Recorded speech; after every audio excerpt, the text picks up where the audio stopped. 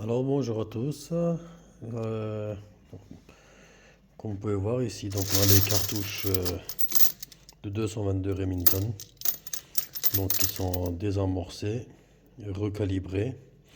Et donc je les avais passées au tumbler, donc vous voyez avec le truc, le tumbler humide, avec les médias, donc ça. Et quand on met trop d'acide, euh, comment ça s'appelle, l'acide citrique, et on a beau à bien laver les douilles, sécher ou quoi que ce soit, vous voyez, elles sont assez, elles redeviennent noires. Et bon, ça gêne pas, mais moi ça me dérange, vous voyez, comparé à ça, il n'y a pas photo, hein. Voilà. Et donc ça, je l'ai fait avec la machine ici. Vous voyez, ça c'est un disque en coton. C'est des disques, c'est plusieurs lamelles qui sont cousues, hein. C'est un disque en coton. Avec, je lui donne un petit coup de patte. Ça c'est de l'argile micronisée, donc c'est pour faire un effet miroir, hein. Donc je donne juste un petit coup comme ça. Ensuite, ce que je fais, c'est que l'intérieur, là, là où la balle vient, c'est du 5,7, hein, donc le, le 222. Donc c'est un diamètre 224, hein, 224 de pouce, je sais pas comment ils appellent ça, ouais, donc 5,7 mm. Donc si on prend un forêt de 5,5, vous voyez, ça passe. Voilà. Vous voyez, je le mets comme ça, avec la tête du forêt. Pas la partie là, mais l'autre partie, hein, donc la partie qui est lisse, vous voyez, du forêt. Je le mets là-dedans. Et donc, pour maintenir en même temps que la rotation, ça prend un tout petit peu plus de temps, mais la prochaine fois, je crois que je vais les faire que avec ça. Finalement, si on regarde au total, ça me mettrait peut-être même moins de temps que le tumbler, parce que le tumbler, il faut le laisser 45 minutes, 1 heure déjà à le tourner, donc il faut laver plusieurs fois les douilles.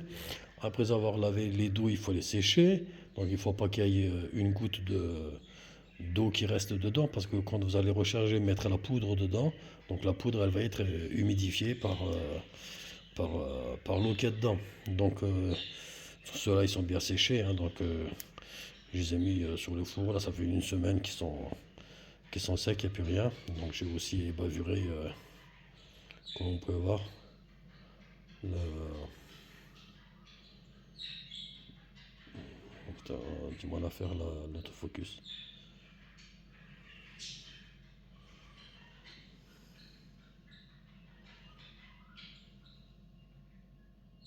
Ouais, bon, on a du mal à faire autofocus. Donc à l'intérieur, là où il y a la cheminée, là où il y a l'amorce, et l'intérieur aussi. Donc j'ai pris un forêt, pareil, que le forêt là, par exemple, j'ai retourné et j'ai bavuré l'intérieur et l'extérieur.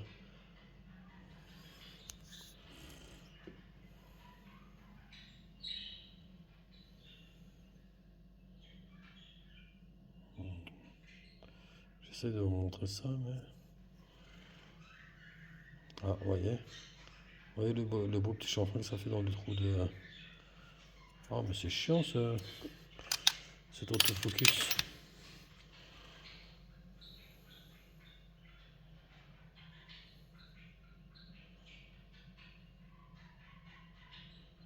Non, bah quand ça veut pas, ça veut pas, hein. Ah,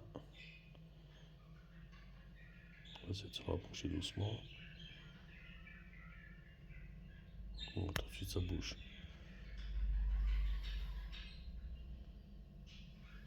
Vous voyez le beau petit chanfrein que ça fait dans le trou. Donc comme ça permet mieux la propulsion donc, de l'amorce. Et donc ainsi mieux brûler la poudre.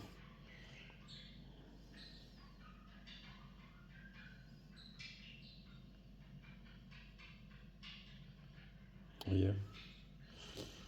Donc à l'intérieur c'est pareil, mais je sais pas si on arrive à le voir. On va peut-être aller à la lumière.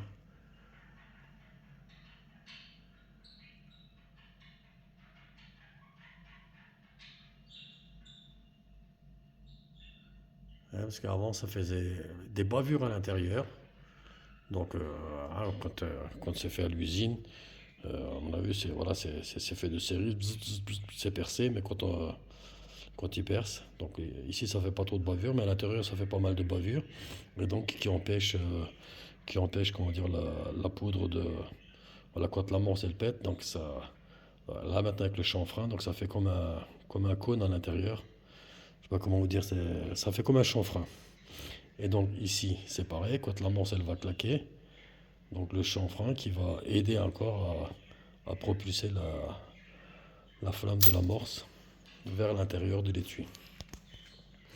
Voilà, donc la prochaine fois je ferai directement comme ça. Bon, comme dit après, ça va tout aussi bien avec le tumbler, mais voilà, moi je. Et en plus, ce qui arrive, c'est que, vous voyez, des médias, je crois que je dois en avoir là encore des trucs qui tournent. C'est des petits morceaux comme ça en inox.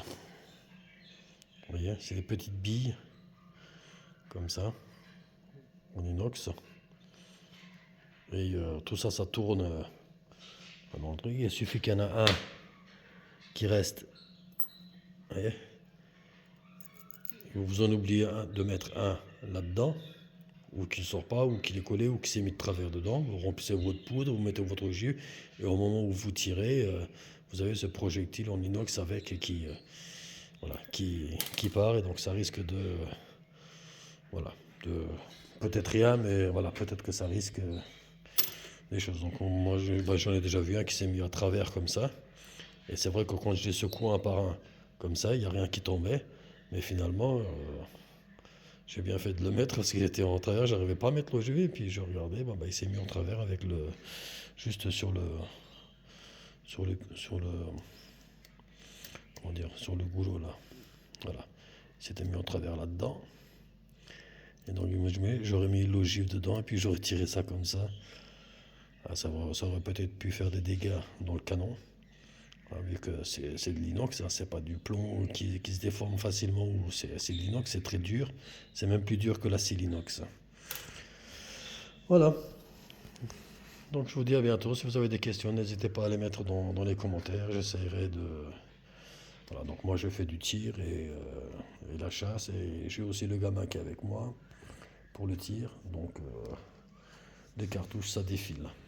Voilà, donc ça défile au stand, on est à deux avec la même arme.